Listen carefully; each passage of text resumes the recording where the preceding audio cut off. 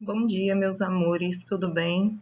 Bom, o capítulo 4 do nosso livro de gramática, ele diz respeito às figuras de linguagem. Vocês lembram que nós estudamos noções de semântica no capítulo 3, justamente para prepará-los para o capítulo 4. Figuras de linguagem é um assunto que vocês já devem ter estudado lá no Fundamental 2, entre o sétimo e oitavo ano. Então, o que a gente vai fazer é uma retomada desse conteúdo, que não é exatamente uma novidade para vocês, mas é um conteúdo muito importante até o terceiro ano do ensino médio, no mínimo. Já há muitos itens e questões no Enem que cobram as figuras de linguagem dos alunos. Então, primeiramente, a gente tem que pensar o que são as figuras de linguagem e para que elas servem.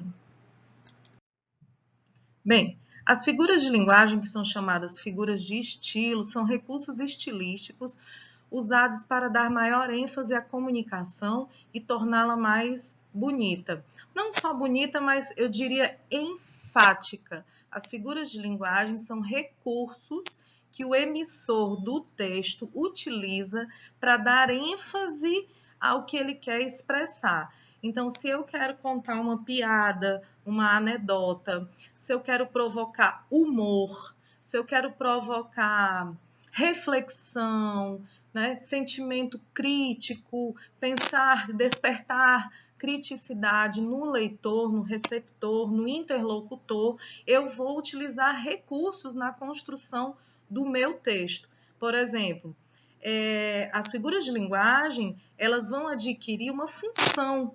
Elas são muitas, elas são divididas em grupos e para cada grupo a gente vai ter uma função. Por exemplo, as figuras de palavras ou as figuras semânticas que estão ligadas ao sentido, ao significado das palavras, são a metáfora, a comparação, a metonímia, a catacrese, a sinestesia e a perífrase.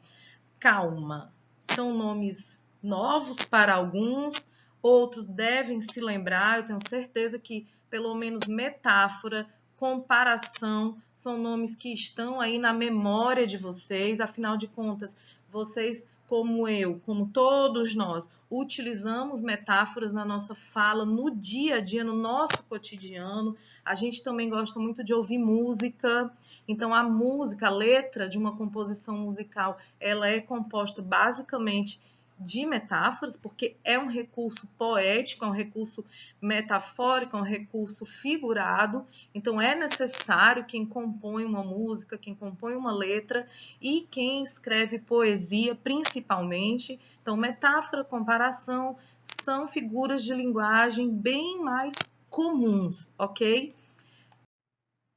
Nós temos mais três grupos de figuras de linguagem: as figuras de pensamento, as figuras de sintaxe ou construção e as figuras de som ou harmonia. Eu estou apresentando todas elas para vocês, mas a gente vai estudar no primeiro ano algumas delas, segundo ano vocês estudarão mais outras e até que chegue ao terceiro ano e vocês completem todos os grupos de figuras de linguagem. Como eu disse para vocês, é um assunto muito importante dentro da nossa gramática brasileira. Diz respeito à interpretação, compreensão de um texto, uma leitura mais profunda, é uma leitura mais analítica, porque você aprende a olhar para a semântica e para a construção de um texto que utilizou um recurso. Então, para você fazer uma revista em quadrinho, para você dar sequência narrativa a uma história em quadrinho, você utiliza recursos, não só recursos visuais, mas você utiliza recursos linguísticos para dar o tom da história em quadrinho. Então, a gente tem as figuras de pensamento, que trabalham com a combinação de ideias e pensamentos. Nós temos a hipérbole, o eufemismo, o litote, a ironia, a personificação, a antítese, o paradoxo, a gradação e a apóstrofe. Nós temos também as figuras de sintaxe. Essas figuras de sintaxe dizem respeito à organização estrutural da frase, que é a elipse, o zeugma, o hipérbato, o polissíndeto, o assíndeto, o anacoluto, o pleonasmo, a silepse e a anáfora. São nomes difíceis, não são? Mas vocês vão ver que quando a gente estudar um por um, com os seus exemplos, fica mais simples da gente compreender. E, por fim, nós temos as figuras de som ou harmonia, que estão associadas à sonoridade das palavras. Por exemplo, a aliteração, a paronomásia, a assonância e a famosa onomatopeia. Essas eu tenho certeza que vocês já tiveram muito contato, porque, como eu já disse anteriormente, são recursos utilizados tanto na letra de músicas como nas histórias em quadrinhos, ok? Então, esse é o primeiro grupo de figuras de linguagem que nós vamos estudar este bimestre, tá certo? Então, nós vamos estudar a comparação, a metáfora e a metonímia, a personificação, a antítese, hipérbole e eufemismo, e ironia, sinestesia e onomatopeia. São essas as figuras de linguagem que nós iremos estudar neste período. A minha dica para vocês é que quem tem gramática em casa, procure o assunto figuras de linguagem no índice da gramática, leia, estude, resolva exercícios, além dos exercícios que eu estou passando. Quem não tem uma gramática em casa, esse assunto tem todo no Google, em várias páginas que trabalham gramática para o ensino médio. Fato é que você deve prestar atenção na nossa explicação, mas você deve também buscar o recurso de outras manifestações sobre o assunto, porque é importante a leitura. Não existe compreensão do assunto de língua portuguesa, de literatura, seja de qual assunto for, de qual disciplina for, sem uma leitura, né? Uma leitura mais concentrada, silenciosa, porque para muitos são nomes novos, né? Essas palavras de figuras de linguagem são nomes mais difíceis de serem memorizados e é necessário que você então leia para se adaptar à palavra. Por exemplo, eu trouxe para vocês aqui tirinhas, que é muito comum nas provas que vocês fazem, nas avaliações do Enem. A construção dos itens utilizam o recurso das tiras, porque é um recurso muito rico, é um recurso que envolve a linguagem verbal, não verbal, envolve a linguagem visual como elemento de interpretação do enunciador. E como é que a gente, então, interpreta uma tirinha? A tirinha, como eu disse inicialmente, ela vai utilizar muitos recursos das figuras de linguagem, porque a tirinha ela tem um mote, que é o humor. Então, o autor da tirinha, a gente já sabe, a gente já tem essa inferência, essa informação, que é um gênero textual que pressupõe humor. Então, quando a gente vai ler uma tira, a gente percebe que tem personagens, 2 ou mais, e esses personagens giram em torno de algum diálogo. Então, esse recurso já é onomatopeico, por exemplo, porque vai reproduzir sons. É um recurso de diálogo, é um recurso da linguagem fática. Então, a gente tem vários recursos que aparecem nas tirinhas. E também, além de todos esses que eu citei, obviamente a gente vai ter a presença de figuras de linguagem. Eu citei aí um trecho, um verso de uma música muito conhecida da MPB que diz assim: meu coração não se cansa de ter esperanças, né? Para a gente exemplificar o que significa a metáfora. A metáfora, eu diria que é a mãe de todas as figuras de linguagem, de todas as construções linguísticas, principalmente poéticas. Ela é uma espécie de comparação, ela cria um ambiente de semelhança com a mensagem, mas com uma linguagem mais simbólica, mais figurada. É isso que é a metáfora. Então, para falar de sentimentos, para expressar amor, paixão, tristeza, angústia, surpresa, revolta, não é? Para expressar uma série de sentimentos e sensações, a metáfora ela é recriada simbolicamente dentro de um texto que pode ser de qualquer origem, de qualquer gênero, certo? Nesse sentido, por exemplo, a palavra coração não é o nosso músculo involuntário, não é o nosso órgão essencial, mas sim uma metáfora do sentimento, ok? Ele não tem esperanças, ele não é uma pessoa, um objeto, mas ele representa o sentimento, ok? Então, vamos lá para a tirinha. A tirinha diz o seguinte, aqui, outra coisa que eu preciso dizer é que comparação e metáfora, elas são primas, tá? São duas figuras de linguagem distintas, porém muito parecidas. Elas andam de mãos dadas. Acontece que a comparação, ela é mais explícita que a metáfora, ok? Ela literalmente compara uma situação com a outra. Já a metáfora apresenta de forma mais subjetiva a mensagem no texto. Acorda, Armando, você não sabe que amor é como uma flor? Se não for regada e bem cuidada, ela murcha e morre. Hã? Amor é como o motor do carro, Armando. Se não trocar o óleo e não cuidar da mecânica, uma hora ele não funciona mais. Ah, entendi. Bem, a gente percebe aí nessa tira uma certa brincadeira entre o casal quando a namorada usa de um elemento figurado para falar o que ele deveria fazer com ela, né? O que ele deveria cultivar um sentimento amoroso. E ele não entende porque ela fala através de uma metáfora muito romântica, né? Ela fala de flor, de regar uma flor. Aí quando ela resolve falar de um carro, de um elemento carro, trocar o óleo, né, e tal, cuidar do motor, aí sim ele entende a metáfora que ela quer dizer. Na verdade, eu vejo nessa tirinha aí um conteúdo bastante machista.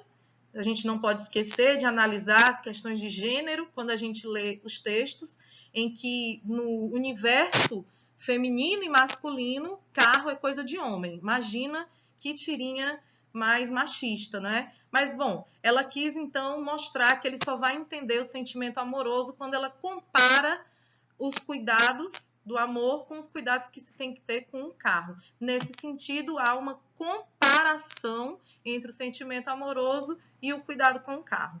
A metáfora diz o seguinte, da segunda tirinha. Na sexta eu mato no peito. No sábado eu ganho no grito. Domingo eu levo no bico. O resto da semana empurro com a barriga. Bem, nós temos várias metáforas em todas as tirinhas, em todos os quadrinhos da tirinha, tá? São expressões que eu diria idiomáticas da nossa língua brasileira, do nosso português brasileiro. Sim, nós temos dois tipos de português. A gente tem o português de Portugal e o português brasileiro, tanto é que a gente tem uma gramática do português brasileiro, do professor linguista Dr. Marcos Banho. É importante a gente saber disso, porque determinadas expressões idiomáticas somente existem em português brasileiro, assim como outras expressões idiomáticas existem em português de Portugal. Então, a metáfora, ela é bastante utilizada não só na linguagem formal, escrita, na literatura, nos textos acadêmicos, não. A linguagem metafórica, ela está presente no nosso cotidiano, no nosso dia a dia, na nossa construção frasal, nas nossas expressões, na hora da gente conversar com as pessoas, né? Você tem a cabeça muito dura, nossa, como você tem um coração de pedra. Então, essas expressões, elas denotam metáfora e estão colocadas no nosso dia a dia. Nossa, fulana chora por tudo, ela é uma manteiga derretida. Eu machuquei a batata da perna. Queimei o céu da boca com café. Vejam que a gente utiliza simbologias, né? Expressões figurativas para expressar várias sensações do nosso corpo, tá bom? Então, a metáfora, ela representa uma comparação de palavras com significados diferentes, cujo termo comparativo fica subtendido na frase. A vida é uma nuvem que voa, né? A vida é como uma nuvem. Então, a gente utiliza esses exemplos para poetizar a mensagem, não é? Para dar uma subjetividade, uma literariedade à frase, à mensagem. Lembrando que essencialmente a metáfora ela é conotativa. Lembram na aula passada que a gente estudou conotação e denotação, quando estudamos as noções de semântica? Pois é, a gente precisa saber o conceito de linguagem conotativa para entender todas as figuras de linguagem. Afinal de contas, as figuras de linguagem elas surgem a partir do conceito de conotação. Lítero, não coloca mais do que for comer. Parece que você tem o olho maior que a barriga. Tá, mãe, tá. A gente percebe a metáfora aí, não só na fala da locutora do quadrinho, mas também no desenho que vocês observam da criança, não é? A metáfora aí, ela é visual, quando a cabeça dele vira um grande olho, tá? Então, isso aí também é um recurso. A metáfora ela pode vir através de imagens. Os quadros, as artes plásticas, elas utilizam o recurso da metáfora o tempo todo. Nas campanhas publicitárias, a gente vê a presença de metáfora, né? A gente vê a presença de recursos visuais, não só de recursos verbais, mas os recursos visuais, eles formam um contexto do sentido da metáfora, ok? Dá para viver na cidade com um pezinho na praia. Então, a gente vê uma propaganda da sandália havaiana com muitas cores, que remete a verão, que remete a algo mais relaxado, que remete à leveza. Então, no recurso visual da campanha publicitária, a metáfora é um elemento essencial, assim como nessa campanha em que os pulmões, né, vocês estão vendo aí pelo layout do desenho, são 2 pulmões, e o que constitui essa imagem? Arbustos, né? Então, essa metáfora ela também é muito visual dessa campanha publicitária. Quer continuar a respirar? Comece a preservar, ou seja, a sua saúde, preservar o meio ambiente está ligado diretamente à pureza do ar que a gente respira. Bem, vamos lá para a próxima figura de linguagem. A metonímia. Nós também utilizamos a metonímia no nosso dia a dia. Ela é a transposição de significados considerando parte pelo todo, autor pela obra. Quando eu digo para vocês assim, gente, eu amo Machado de Assis, eu li tudo sobre Machado de Assis, eu sou uma machadiana, então eu estou substituindo, por exemplo, eu li toda a obra literária do escritor Machado de Assis. A metonímia ela vai substituir uma coisa pela outra. Aqui na tirinha do Chico Bento, essa tirinha é bem simples e bem explícita sobre metonímia. Ela diz o seguinte: meu pai tem 800 cabeças de gado. E o seu? O meu pai só tem um boi, mas ele está inteirinho. Então, o Chico Bento não entendeu a metonímia e se refere à quantidade de bois que ele tem, porque cabeça de gado, né, nesse sentido, é uma metonímia que o amigo do Chico Bento está utilizando. Então, eu posso utilizar outros exemplos de autores, né? Costumava ler Shakespeare. Shakespeare é um famoso dramaturgo inglês, lá do século XVI, bastante famoso ainda. E quando a gente se remete a Shakespeare, todas as pessoas que conhecem a obra, ou pelo menos o nome a quem se refere, sabe que a gente está falando das peças shakespearianas. Então, a metonímia ela tem essa função na linguagem de substituir a parte pelo todo. Por exemplo, quando você vai lá na bodega, tua mãe pede para você comprar alguma coisa que está faltando em casa. Ela geralmente ela vai pedir para você comprar uma maisena, só que ela está se referindo à marca e não ao produto. Então, a metonímia é justamente as marcas ficaram tão conhecidas que nós substituímos o produto pela marca. Na verdade, é o amido de milho que nós chamamos de maisena. Só que o amido de milho tem várias marcas. Aqui ficou mais conhecida é maisena, portanto, a gente denomina por metonímia o nome maisena. A mesma coisa serve para a marca de haste com ponta de algodão. Nós chamamos de cotonete, mas cotonete é o nome da marca da Johnson & Johnson. Então, mais uma metonímia aí utilizada, assim como a marca de barbeador, Gillette, que nós substituímos o nome pela marca, e por aí vai. Todas essas substituições entre autor, obra, produto, marca, expressão, por coletivo, são metonímias. Por exemplo, eu já li o Machado de Assis, agora quero devolvê-lo. Então, a moça lá da biblioteca ressuscitou. Por que ela levou um susto? Porque ela não entendeu a metonímia utilizada pelo garoto. Quando ele diz que já leu Machado de Assis, ele quer dizer que já leu a obra machadiana, o livro que ele pegou emprestado, e a bibliotecária, então, para utilizar o recurso do humor, ela não entendeu que ele está querendo devolver o livro e não o autor, que já faleceu no início do século XX.